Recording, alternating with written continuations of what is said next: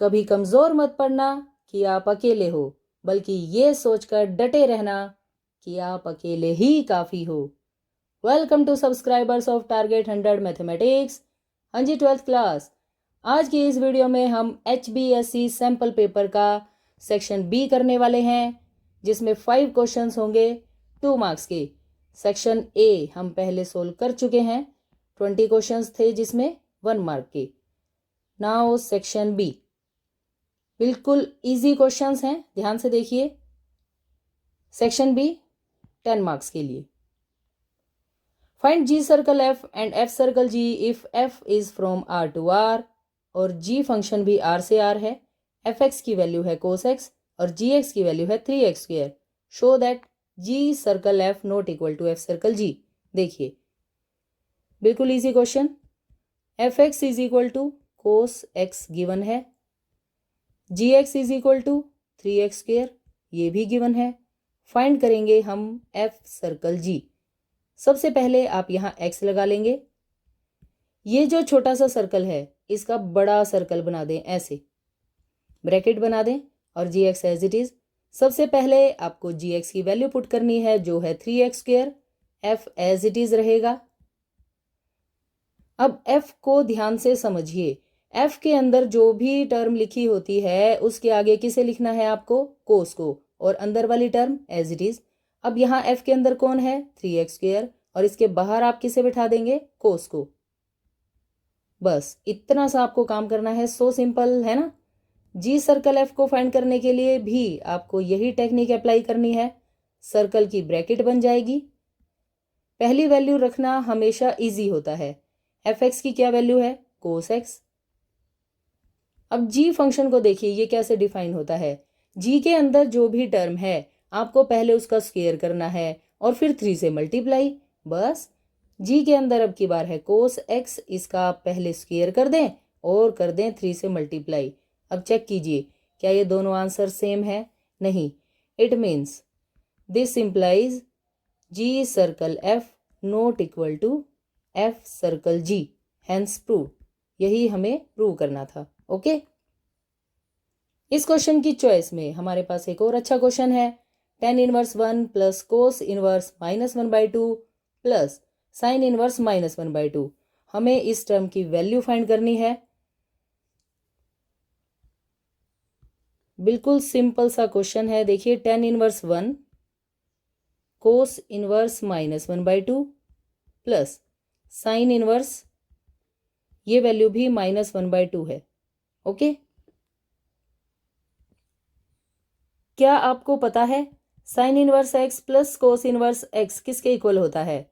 नहीं पता तो पता करो और याद रखो इस रूल को कि sine inverse x plus cos inverse x is equal to π/2। Okay, इस रूल को हम यहाँ अप्लाई करेंगे।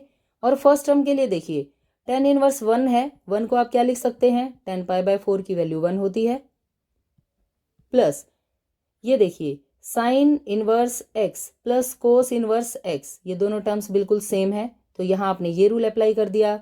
सो this is equal to π/2। Okay, tan inverse से tan कैंसिल हो जाएगा, π/4 प्लस π/2। एलसीएम आएगा 4, यहाँ आएगा 2π, यहाँ आएगा pi, which is equal to 3π/4, which is required answer. हमें ये वैल्यू फाइंड करनी थी। Okay. Now question number 22. If A is this matrix and A plus A transpose is equal to I, then find the value of X. इससे भी आसान कोई question हो सकता है क्या?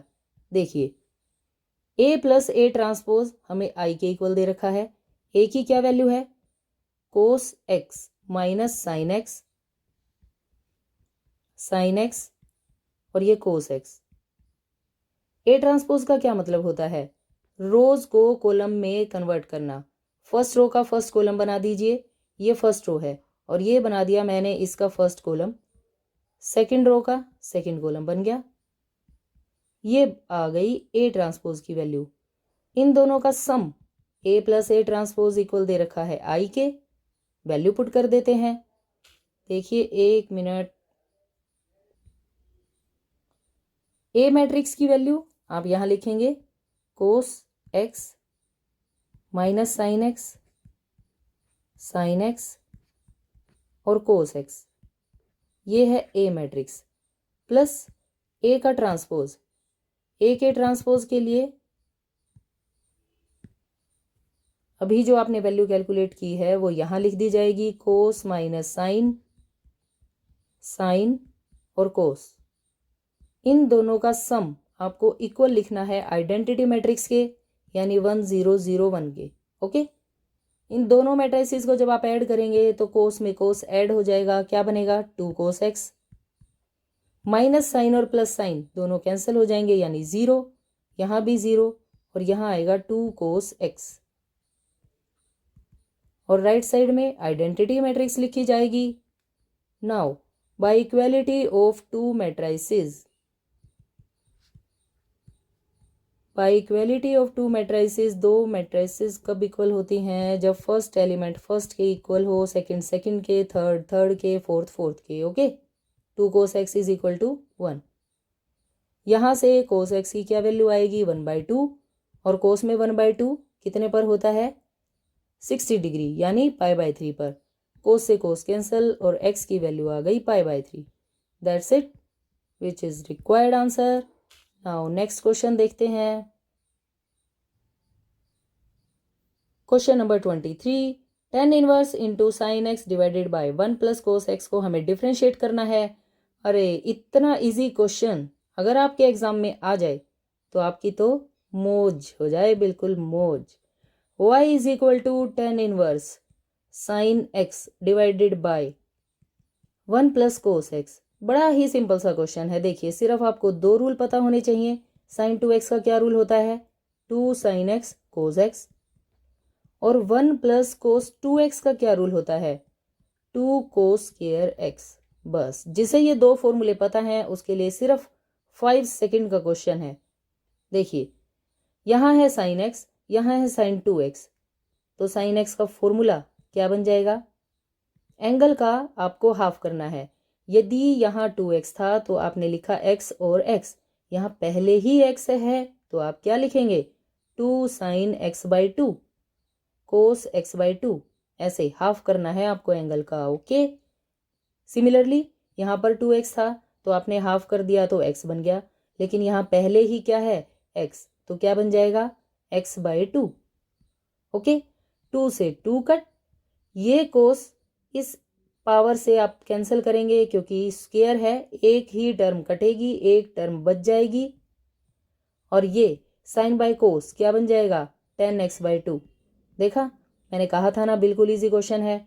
tan इनवर्स से tan कैंसिल हो गया, y की वैल्यू ये आ गई, लेकिन क्वेश्चन अभी फिनिश नहीं हुआ है क्योंकि हमें क्या करना था differentiation.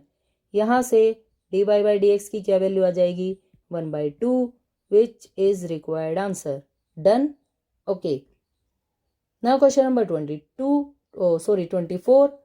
Verify that the function this, where AB belongs to R, is a solution of the differential equation this. हमें बताना है कि ये फंक्शन इस डिफरेंशियल इक्वेशन का सॉल्यूशन है। ये क्वेश्चन भी बहुत आसान है। देखिए, y की वैल्यू लिखी a cos x plus b sin x। यहाँ 2 डेरिवेटिव यूज कर रखे हैं तो हम पहला डेरिवेटिव कैलकुलेट करते हैं dy/dx। कोस का डेरिवेटिव क्या होता है माइनस साइन, ये लिख दिया मैंने यहाँ, और साइन का डेरिवेटिव क्या होता है सिंपल कोस एक्स। एक और डेरिवेटिव हम करेंगे यहाँ d²y/dx²। अगेन साइन का डेरिवेटिव सिर्फ कोस होता है, लेकिन कोस के डेरिवेटिव में माइनस आ जाता है, माइनस साइन एक्स। एक ही काम आपको अब यहाँ करना है, माइनस को कॉमन लिखना है, a cos x plus b sin x। अब एक बार जरा स्टेटमेंट की तरफ देखिए और यहाँ देखिए, इस टर्म को क्या लिखा जा सकता है ओनली y, तो मैं यहाँ पर यूज कर दूंगी d²y/dx² is equal to y लिखेंगे हम यहाँ। माइनस का y लेफ्ट साइड आकर प्लस y में चेंज हो जाएगा। अब आंसर चेक कर लीजिए, क्या आपको यही आंसर चाहिए था? देखिए, ये रहा d²y/dx² plus y is equal to 0। है ना कितना इजी क्वेश्चन। इस क्वेश्चन की चॉइस में हमारे पास एक सिंपल सा और क्वेश्चन है। इस डिफरेंशियल इक्वेशन का हमें जनरल सॉल्यूशन बताना है। ये क्वेश्चन भी काफ़ी इजी है, पर इन दोनों में से अगर आपको एक ही क्वेश्चन करना है क्योंकि चॉइस में है तो आप यही वाला प्रेफर करें। dy by d x is equal to 1 minus cos x divided by 1 plus cos x. Differential equation का जनरल सॉल्यूशन फाइंड करने के लिए हमें यहाँ इंटीग्रेशन करना पड़ेगा, लेकिन उससे पहले मैं इस क्वेश्चन को थोड़ा सा सिंप्लीफाई करूंगी। 1 माइनस कोस एक्स का formula 2 sine square x by 2। अभी अभी जो हमने यहाँ एक रूल यूज किया है, ये देखिए 1 प्लस कोस 2x का रूल होता है 2 कोस स्क्वायर एक्स। ऐसे ही 1 माइनस कोस 2x का फॉर्मूला होता है 2 sine square x.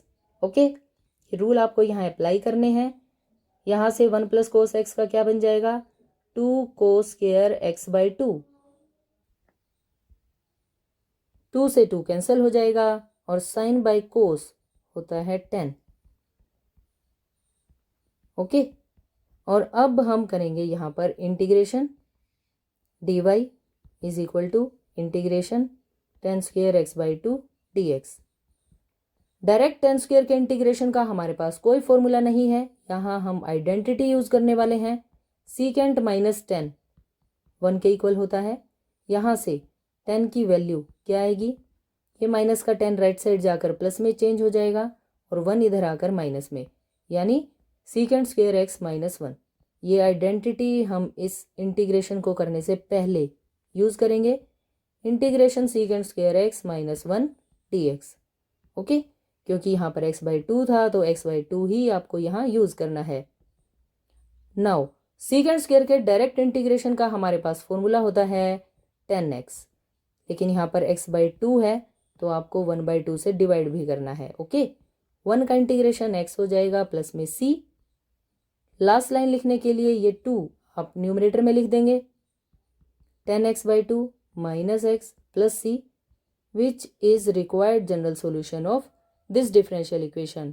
Okay, now last question है question number 25. A die is tossed thrice. Find the probability of getting an odd number at least once. कम से कम एक बार odd number आए, हमें इस बात की probability बतानी है। बस आपको एक ही बात का ध्यान रखना है, at least जब भी वर्ड आ जाएगा तो greater than equal to का साइन यूज होता है। ओके, चलिए देखते हैं इस क्वेश्चन को कैसे करेंगे। Question number 25, probability odd number की। ओड नंबर की क्या प्रोबेबिलिटी होती है, जब भी आप एक डाई को टॉस करते हैं तो 1 2 3 4 5 6 में से कोई भी नंबर आ सकता है। इसमें से ओड नंबर्स हैं 1 3 5, तो ओड नंबर की प्रोबेबिलिटी क्या हो जाएगी 3/6। जब आप इसे कैंसिल करेंगे तो ये आएगी 1/2। ओड नंबर की प्रोबेबिलिटी को हम 1/2 लिखेंगे। सिमिलरली इवन नंबर की प्रोबेबिलिटी अगर आपसे पूछ ली जाए तो वो भी 1/2 होगी, क्योंकि 2 4 6 3/6 सेम यही आंसर आएगा। एटलीस्ट में क्या लगता है, ग्रेटर देन इक्वल टू, तो p x greater than equal to 1, या फिर आप ऐसे कह सकते हैं getting odd number at least once. या तो आप इसे x मान लें या फिर ऐसे लिख दें odd number, getting odd number at least once, कम से कम एक बार। तो एक बात बताइए, आपको क्या चाहिए, ओड नंबर चाहिए कम से कम एक बार। क्या आपको ऐसा नहीं लग रहा कि अगर आप 1 में से सारे इवन नंबर्स के आने की प्रोबेबिलिटी को माइनस कर देंगे तो आपको ओड नंबर कम से कम एक बार ज़रूर मिल जाएगा। बहुत ही सिंपल सी बात है, आपने सारे इवन की प्रोबेबिलिटी को माइनस कर दिया तो जो टर्म्स बचेंगी वो क्या होंगी, उनमें कहीं ना कहीं ओड नंबर ज़रूर आ रहा होगा। ओके, अब देखिए डाई को कितनी बार टॉस किया गया है, 3 बार टॉस किया गया है। तो 1 में से हम इवन नंबर की प्रोबेबिलिटी को जब माइनस करेंगे तो 3 बार के लिए ये है एक बार, फिर सेकेंड टाइम और ये है थर्ड टाइम।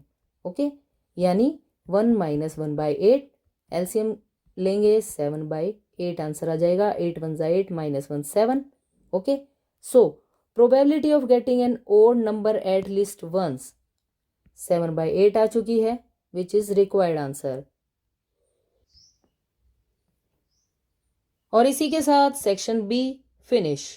इन सभी क्वेश्चंस को आपको बहुत अच्छी तरह से समझना है और 27 मार्च के 3:30 तक अपनी मेमोरी में सेट रखना है। Okay, thanks for watching, bye bye, take care.